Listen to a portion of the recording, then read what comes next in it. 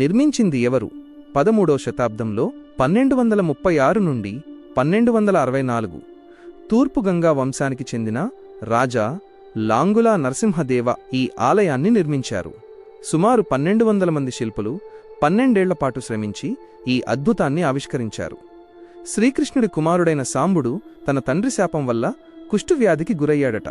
ఈ ప్రాంతంలో చంద్రభాగ నది తీరాన సూర్యుడిని ఆరాధించి వ్యాధి నుంచి విముక్తి పొందాడని, అందుకు కృతజ్ఞతగా ఇక్కడ సూర్యమందిరాన్ని నిర్మించాడని పురాణాలు చెబుతున్నాయి. ఆలయ పతనం మరియు మిస్టరీ. ఈ ఆలయం ఒకప్పుడు 230 అడుగుల ఎత్తు ఉండేదని చెబుతారు. అయితే కాలక్రమేణా గర్భగుడి కూలిపోయింది. దీనికి ప్రధాన కారణం ఆలయ పైకప్పులో ఉన్న 52 టన్నుల భారీ అయస్కాంతమని ఒక నమ్మకం. ఈ అయస్కాంత శక్తి వల్ల సముద్రంలో ప్రయాణించే ఓడలు దారితప్పి ప్రమాదాలకు గురయ్యేవట. అందుకే నావికులు ఆ అయస్కాంతాన్ని తొలగించారని, ఆ తర్వాతే ఆలయ నిర్మాణం దెబ్బతిందని అంటారు. Temple highlights. రథం ఆకృతి. ఈ ఆలయం భారీ రథం ఆకారంలో ఉంటుంది.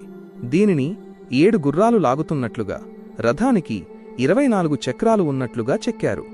7 గుర్రాలు వారంలోని 7 రోజులకు లేదా సూర్యరశ్మిలోని 7 రంగులకు ప్రతీకలు. 24 చక్రాలు ఏడాదిలోని 24 పక్షాలను లేదా రోజులోని 24 గంటలను సూచిస్తాయి.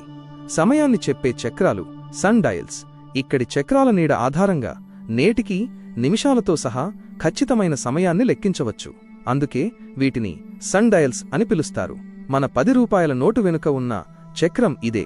శిల్పకళా వైభవం. ఆలయ గోడలపై యుద్ధవీరులు, జంతువులు, నాట్యగత్తెలు మరియు కామసూత్ర భంగిమలకు సంబంధించిన శిల్పాలు అద్భుతంగా చెక్కబడ్డాయి. Black pagoda.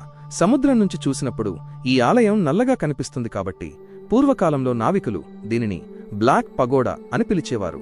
ఒడిషాలోని కోణార్క్ సూర్య దేవాలయం ప్రపంచ వింతల్లో ఒకటిగా నిలుస్తుంది. 13వ శతాబ్దంలో నిర్మించిన ఈ ఆలయం భారతీయ శిల్పకళా వైభవానికి, నాటి ఇంజనీరింగ్ నైపుణ్యానికి నిలువెత్తు సాక్ష్యం.